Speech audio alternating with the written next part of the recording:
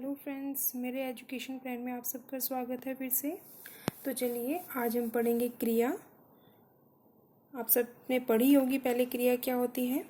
देखिए, अगर मैं क्रिया का अर्थ आपको बताऊं तो क्रिया होती है कोई भी कार्य करना। अब हम क्या क्या कार्य करते हैं, वो कोई भी क्रिया हो सकती है, जैसे सोना, खाना, पीना, पढ़ना, जाना, आना। ये सब हमारी क्या होती है, क्रिया है जो मनुष्य द्वारा, व्यक्ति द्वारा की जाती है। ठीक है, तो क्रिया का अर्थ क्या हो जाएगा कि किसी कार्य को करना या होने के बोध को क्या कहते हैं, हम क्रिया कहते हैं। अर्थात जिन शब्दों से किसी कार्य को करने या होने का बोध हो उसे हम क्रिया कहते हैं, जैसे खाना, पीना, पढ़ना, सोना, रहना, जाना आदि। ठीक है, और भी बहुत सारी क्रियाएं होती हैं। इतना क्लियर है। उसके बाद हम इसमें एक विशेष रूप से पूछा जाता है कि क्रिया की जो धातु होती है वह क्या होती है। ठीक है, तो इसका उत्तर क्या आएगा कि क्रिया का जो अंश होता है वही धातु कहलाया जाता है। अब आप ये सोचेंगे कि क्रिया का अंश क्या होता है, तो देखिए मैंने आपके सामने कुछ उदाहरण लिखे हैं, तो इससे हमें समझ में आ जाएगा कि क्रिया का अंश क्या होता है। ठीक है, जैसे राम पढ़, ये मैंने आपके सामने 6 वाक्य लिखे हैं। राम पढ़, राम पढ़ा, राम पढ़ेगा, राम पढ़ रहा था, राम पढ़ चुका है, राम पढ़ता है। तो देखिए इन सभी वाक्यों में एक कार्य हुआ है, वह है पढ़ना। ठीक है, तो ये जो पढ़ना कार्य हो रहा है वह सभी वाक्य में समान रूप से आ रहा है, तो यही क्या होगा, क्रिया का अंश होगा। अर्थात जो व्यक्ति द्वारा कार्य किया जा रहा है वह क्या होता है, क्रिया का अंश होता है, जिसे हम धातु भी बोलते हैं। ठीक है, आगे आगे हम और इसके उदाहरण देखेंगे तो आपको पता लग जाएगा कि क्रिया का अंश क्या होता है जिसे हम धातु बोलते हैं। ठीक है, तो इन सभी वाक्यों में पढ़ना समान रूप से आ रहा है, जिसके कारण इसे हम क्रिया का अंश कहते हैं, और क्रिया का अंश ही क्या कहलाता है, धातु कहलाता है। ठीक है, क्रिया के देखिए हम भेद पढ़ेंगे कर्म के आधार पर और प्रयोग के आधार पर। ठीक है, कर्म के आधार पर और प्रयोग के आधार पर। कर्म के आधार पे हमारे 2 होते हैं, जिसमें आपने पढ़ा होगा सक्रमक और अक्रमक, और प्रयोग के आधार पर होते हैं 5। मैं आपको दोनों का वर्णन करूंगी, क्योंकि जब प्रश्न पत्र में प्रश्न पूछे जाते हैं तो दोनों में से किसी में भी पूछ लिए जाते हैं, इसलिए दोनों का अध्ययन करना बहुत ही आवश्यक है। तो चलिए पढ़ते हैं अब हम कर्म के आधार पर क्रिया के कौन कौन से भेद होते हैं। तो चलिए बच्चों, अब हम करते हैं सबसे पहले कर्म के आधार पर भेद। मैंने आपको बताया था कर्म के आधार पर 2 भेद होते हैं, सक्रमक और अक्रमक। चलिए हम पढ़ेंगे सक्रमक क्रिया क्या होती है। ठीक है, देखिए कर्म के आधार की अगर हम बात करते हैं तो कर्म का अर्थ होता है काम। ठीक है, तो सक्रमक क्या होगा कि कर्म के साथ। ठीक है, जब किसी क्रिया का प्रभाव, क्रिया कौन सी क्रिया, जो क्रिया मैं करती हूँ, आप करते हो, या व्यक्ति द्वारा कोई भी क्रिया की जा रही है, जब उस क्रिया का प्रभाव कर्म पर पड़ता है तो इसका मतलब क्या है कि वह सक्रमक क्रिया है। अर्थात कर्ता द्वारा किया गया कार्य सक्रमक होता है अगर उसका प्रभाव किसी कर्म पर पड़ता है। ठीक है, जब उसका प्रभाव किसी कर्म पर पड़ता है तो वह सक्रमक क्रिया होती है। देखिए हम उदाहरण के आधार पर समझेंगे। मोहन ने पुस्तक पढ़ी। ठीक है, अगर मैं आपको यहाँ पर पुस्तक वर्ड ना दूं और मैं आपको सिर्फ वाक्य बोलूं मोहन पढ़ता है या मोहन ने पढ़ी, तो ये कौन सी क्रिया हो जाएगी, ये हो जाएगी अक्रमक। क्यों, क्योंकि मैं आपको यहाँ पे कर्म नहीं बता रही हूँ कि मोहन ने क्या पढ़ी है। हो सकता है उसने अखबार पढ़ा हो। ठीक है, तो मैं यहाँ पे क्या बता रही हूँ कि मोहन ने पुस्तक पढ़ी, तो जो पढ़ने वाला जो काम किया जा रहा है मोहन के द्वारा, उसका प्रभाव किस पर पड़ रहा है, पुस्तक पर पड़ रहा है, यही तो कर्म हुआ हमारा। ठीक है, तो मोहन ने पढ़ी, यह हो गई अक्रमक क्रिया। मोहन ने पुस्तक पढ़ी, तो वह हो गई हमारी सक्रमक क्रिया, क्योंकि जो मोहन के द्वारा क्रिया की जा रही है पढ़ने की, उसका प्रभाव पुस्तक पर पड़ रहा है। ठीक है, राम खाता है, अगर मैं यहाँ पे रोटी नहीं आपको लिखती हूँ, राम खाता है, तो ये हो जाएगी हमारी अक्रमक क्रिया। क्योंकि मैं आपको यहाँ पर नहीं बता रही हूँ कि यहाँ पे राम ने क्या खाया है, तो इसका प्रभाव खाने का किस पर पड़ रहा है, राम पर पड़ रहा है, क्योंकि राम ने खाया है। ठीक है, मैंने आपको यहाँ पे कर्म नहीं दिया है। अगर मैं यहाँ पे आपको बता देती हूँ कि राम रोटी खाता है, तो खाने वाली क्रिया का जो प्रभाव पड़ रहा है वो राम पर नहीं पड़ रहा है बल्कि रोटी पर पड़ रहा है कि राम ने क्या खाया है, रोटी। ठीक है, तो राम रोटी खाता है, तो इसमें कर्म दिया हुआ है, तो ये हो जाती है हमारी सक्रिमक क्रिया। उस आधार पर मैं क्या बता सकती हूँ कि जिस क्रिया के साथ कर्म की प्रधानता होती है तो वहां पर सक्रिमक क्रिया होती है।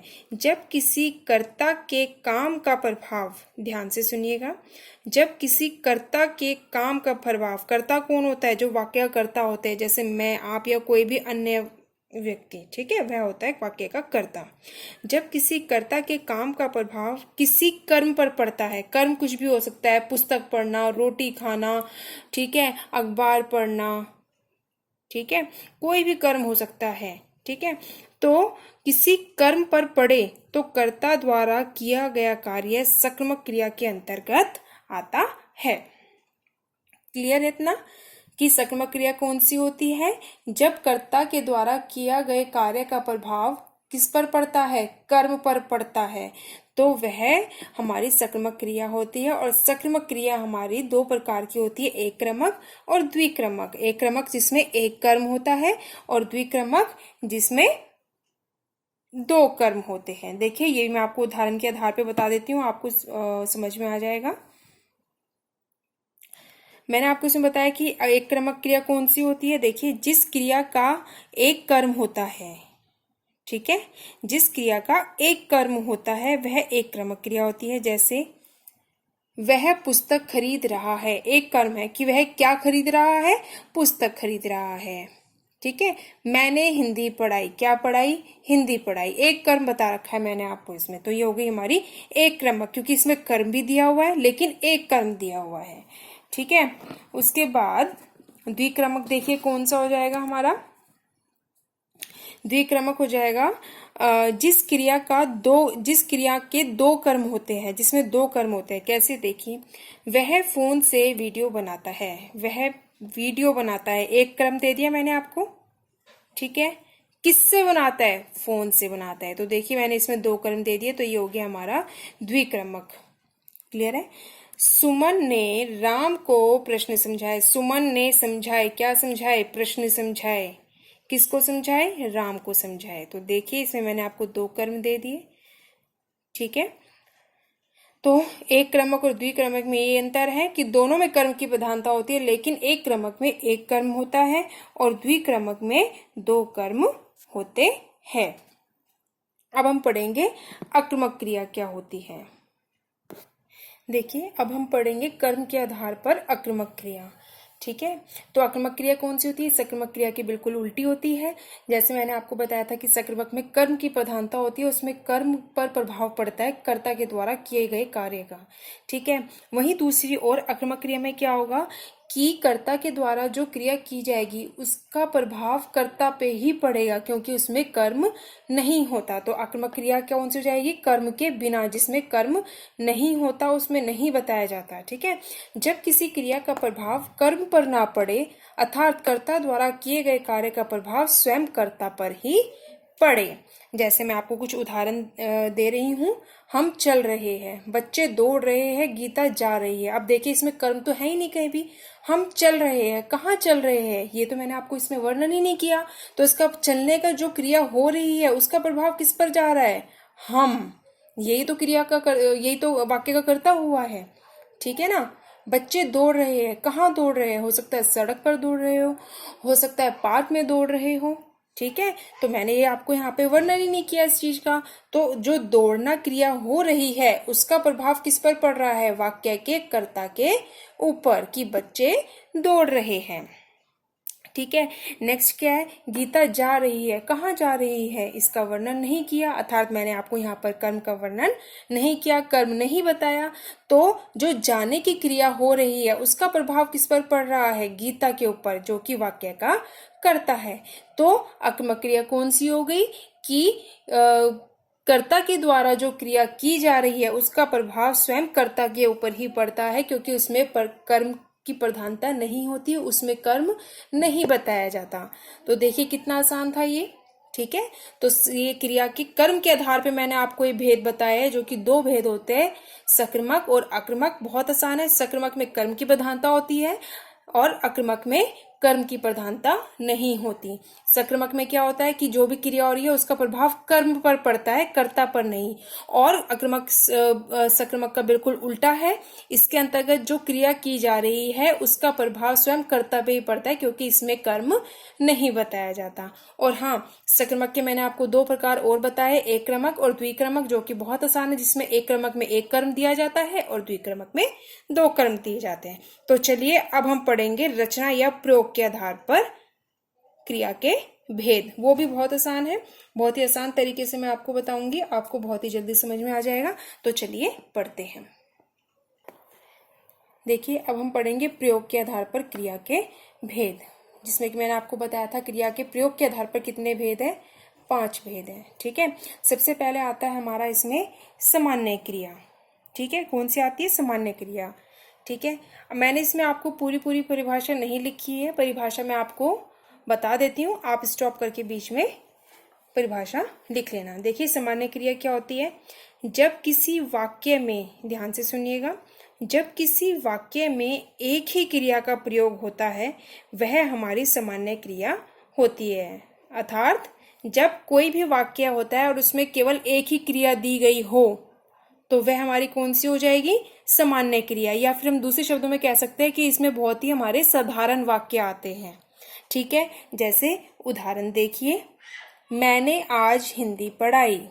ठीक है, मैंने क्या बता दिया, इसमें वाक्य का कर्ता भी बता दिया और इसमें मैंने कर्म का भी वर्णन कर दिया कि मैंने आज क्या पढ़ाई, हिंदी पढ़ाई। बहुत ही साधारण सा वाक्य है। सोहन ने पानी पिया, वाक्य का कर्ता भी आ गया और यहाँ पे क्रिया भी बता दी गई और कर्म का भी वर्णन कर दिया गया। तो जिसके अंदर कर्ता भी आ जाता है, क्रिया भी आ जाती है, कर्म भी आ जाता है, तो हमारी कौन सी हो जाएगी, सामान्य क्रिया, जिसके अंतर्गत केवल एक ही क्रिया का वर्णन किया गया हो। ठीक है, बहुत आसान था। दूसरा देखिए, दूसरा है हमारा संयुक्त क्रिया। संयुक्त का अर्थ क्या होता है, मिला हुआ। ठीक है, किसी भी दो चीज को मिलाना।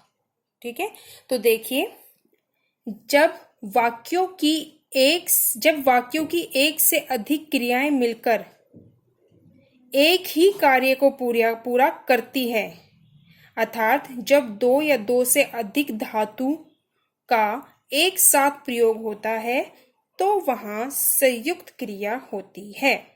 ठीक है, मैंने आपको परिभाषा का वर्णन कर दिया है कि संयुक्त क्रिया कौन सी होगी, जिसके अंतर्गत एक से अधिक क्रिया, जैसे इसमें क्या था, केवल एक ही क्रिया थी। संयुक्त क्रिया में क्या हो जाएगा कि एक से अधिक क्रियाएं होती है, लेकिन वो दो या दो से अधिक जो क्रियाएं मिलकर क्या कार्य करती है, केवल एक ही कार्य को दर्शाती है, एक ही कार्य को पूरा करेगी। कैसे, उसने खाना खा लिया। देखिए कैसे इसमें दो क्रियाएं कैसे आ रही है, खा लेना और ये लिया।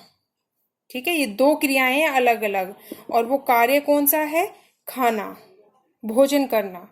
तो एक कार्य है, लेकिन उस एक कार्य को पूरा करने के लिए दो क्रिया का वर्णन किया जा रहा है, खाना और लेना। ठीक है, कि उसने खाना खा लिया। उसके बाद देखिए दूसरा उदाहरण देखिए, वह आ गया। ठीक है, यहाँ पे एक व्यक्ति के बारे में वर्णन किया जा रहा है कि वह आ गया है, लेकिन देखिए उसके लिए दो क्रिया का प्रयोग किया जा रहा है, आना और जाना। गया का मतलब जाना होता है, आ का मतलब आना। तो वह आ गया। ठीक है, तो इसके अंतर्गत क्या है कि संयुक्त क्रियाओं में दो क्रियाओं का प्रयोग होगा, लेकिन वो दोनों क्रियाएं किसी एक कार्य को पूरा करने की ओर या एक कार्य को पूरा करेंगी। ठीक है, तो ये हो जाती है हमारी संयुक्त क्रिया। अब देखिए हम आगे पढ़ेंगे। नेक्स्ट है नाम धातु क्रिया। ठीक है, देखिए हमारे इसके शब्द से ही ज्ञात हो रहा है कि इसका अर्थ क्या निकल सकता है। देखिए नाम धातु क्रियाएं वह होती है जो हमारी संज्ञा, सर्वनाम, विशेषण के अंतर्गत जो शब्द होते हैं उनसे बनाई जाती है। कैसे, देखिए आप क्या है, हमारा एक सर्वनाम शब्द है। ठीक है, तो आपका क्या हो जाएगा, अपनाना। झूठ किया है, विशेषण है। शर्म किया है, ये भी विशेषण के अंतर्गत प्रयोग किया जाता है। तो ये क्या हो गया, हमारे सर्वनाम, विशेषण, इनसे जो क्रियाएं बनाई जाती है वह हमारी होती है नाम धातु क्रिया। जैसे आपका अपनाना, झूठ का झुटलाना हो जाएगा, शर्म का शर्माना हो जाएगा। तो ऐसी क्रियाएं होती है हमारी नाम धातु क्रिया। और प्रश्न पत्र में कैसे पूछे जाते हैं, वाक्य के अंतर्गत आपको ऐसे शब्द दे दिए जाएंगे कि झुटलाना, अपनाना, शर्माना, तो और आपसे पूछ लिया जाएगा कि ये कौन सी क्रिया है, तो आप इनसे बता सकते हैं कि ये तो नाम धातु क्रिया है। क्यों? क्योंकि ये शर्म, झूठ, आप, ये ऐसे शब्द तो संज्ञा, सर्वनाम और विशेषण में प्रयोग किए जाते हैं, तो ये तो नाम धातु क्रिया होती है। क्लियर है? अब नेक्स्ट है हमारी प्रेरणार्थक क्रिया। प्रेरणार्थक, जैसे कि शब्द से ही ज्ञात हो रहा है कि प्रेरणा यानी कि किसी को प्रेरित करना, किसी भी कार्य को करने के लिए। ठीक है, तो कर्ता स्वयं कार्य ना करके जब दूसरों को कार्य करने के लिए प्रेरित करता है, तो प्रेरणार्थक क्रिया कौन सी हो जाएगी कि इसके अंतर्गत जो कर्ता होता है वह स्वयं कार्य नहीं करता, बल्कि वह तो दूसरों से कार्य करवाता है या दूसरों को कार्य करने के लिए प्रेरित करता है। चलिए इसका उदाहरण देखते हैं। माँ नौकरानी से कपड़े धुलवाती है। माँ ने यहाँ स्वयं कार्य ना करके किससे कार्य करवाया है, नौकरानी से। तो माँ नौकरानी से कपड़े धुलवाती है। ठीक है, मैं मित्र से वीडियो बनवाती हूँ। तो इसमें जो धुलवाती है, बनवाती हूँ, ये कौन से शब्द हो गए, ये हो गए प्रेरणार्थक क्रिया। ठीक है, कि जब हम स्वयं कार्य ना करके दूसरों से कार्य करवाते हैं तो उसके अंतर्गत जो शब्द प्रयोग होते हैं वह किसकी श्रेणी में आते हैं, वह आते हैं प्रेरणार्थक क्रिया के अंतर्गत। ठीक है, तो माँ नौकरानी से कपड़े धुलवाती है, मैं मित्र से वीडियो बनवाती हूँ, तो ऐसे शब्द हमारी कौन सी क्रियाएं हो जाती है, प्रेरणार्थक क्रिया हो जाती है। नेक्स्ट हमारी आती है पूर्वकालिक क्रिया। देखिए पूर्वकालिक क्रिया कौन सी होती है, पूर्वकालिक क्रिया वह होती है जो हमारी मुख्य क्रिया से पहले जो क्रिया घटित होती है वह हमारी पूर्वकालिक क्रिया होती है। देखिए मैं आपको इसकी परिभाषा भी बता देती हूँ। मुख्य क्रिया से होने वाली पूर्व क्रिया को पूर्वकालिक क्रिया कहते हैं, अर्थात जब कर्ता एक क्रिया समाप्त करके, अर्थात एक कार्य समाप्त करके दूसरा कार्य करता है तो पहले वाली क्रिया को पूर्वकालिक क्रिया कहते हैं। बहुत आसान है, आपको समझ में आ चुका होगा कि पूर्वकालिक क्रिया कौन सी होती है। देखिए मैं उदाहरण के माध्यम से आपको समझा देती हूँ। जैसे मैं आपको इसमें क्या बताया कि पूर्वकालिक क्रिया कौन सी होगी, जो हमारी मुख्य क्रिया से पहले घटित होती है वह हमारी पूर्वकालिक, पूर्व मतलब पहले वाली। ठीक है, तो राम भोजन करके सो गया, तो मुख्य क्रिया क्या है, सोना। ठीक है, कि वह तो सो गया, क्या करके सो गया, भोजन करके सो गया। तो ये पहले वाली कौन सी हो गई, हमारी पूर्वकालिक क्रिया हो गई। मैंने आपको इसके अंतर्गत यही बताया कि जो मुख्य क्रिया होती है उससे पहले जो क्रिया घटित होती है वह हमारी होती है पूर्वकालिक क्रिया। मोहन पढ़कर चला गया, तो इसमें मुख्य क्रिया है क्या है, चले जाना, कि वह मोहन क्या हुआ कि मोहन तो चला गया, क्या करके चला गया, पढ़कर चला गया। तो ये हमारी कौन सी हो जाएगी, पूर्वकालिक क्रिया। बहुत आसान था, इसके नाम से ही हमें समझ में आ जाता है कि पूर्वकालिक कौन सी होती है, जो मुख्य क्रिया से पहले घटित होती है, वह जो हमारी क्रिया होती है वह होती है पूर्वकालिक। पूर्व का अर्थ होता है पहले वाली क्रिया। ठीक है, देखिए ये हमारी 5 क्रियाएं हो गई है, जिसके अंतर्गत मैंने आपको सामान्य क्रिया का वर्णन किया है। ठीक है, नाम धातु क्रिया का वर्णन करा है, संयुक्त क्रिया का वर्णन करा है, प्रेरणार्थक क्रिया का वर्णन किया है, और अब ये पूर्वकालिक क्रिया। ये हमारी मुख्य 5 क्रियाएं होती है जो कि प्रयोग के आधार पे की जाती है। ठीक है, इसके अलावा एक क्रिया और होती है जो आपको पता होनी चाहिए कि क्या होती है, कई बार पूछ लिया जाता है। ठीक है, ये होती है हमारी सहायक क्रिया। देखिए सहायक क्रिया क्या होती है, सहायक क्रिया वह होती है जो हमारी मुख्य क्रिया के साथ जुड़ती है। जैसे मैं घर जाती हूँ, मोहन पुस्तक पढ़ता है, तो ये क्रिया ऐसी होती है जो हमारे सहायक क्रिया होती है और जो मुख्य क्रिया के साथ जुड़ जाती है। ठीक है, जैसे हम बात करते हैं, ठीक है, जो हमारा है, ऐसे शब्द होते हैं, ये होती है हमारी सहायक क्रिया। तो आज हमने क्रिया का कर्म के आधार पर 2 भेद और प्रयोग के आधार पर 5 भेद का वर्णन किया है। तो आप अपनी व्याकरण की पुस्तक लेके नए नए उसमें अभ्यास करिए, और इससे रिलेटेड अगर आपके कोई भी डाउट है तो आप कमेंट बॉक्स में जाकर मुझे कमेंट करके अपने डाउट क्लियर कर सकते हो। और अगर आपको मेरी वीडियो पसंद आई तो लाइक करना बिल्कुल मत भूलना, एंड इसको सब्सक्राइब ज़रूर कर लेना, जिससे कि मेरी आगे आने वाली वीडियो आपको टाइम से मिल जाए। तो चलिए अब हम मिलेंगे अपनी नेक्स्ट वीडियो में एक नए विषय के साथ।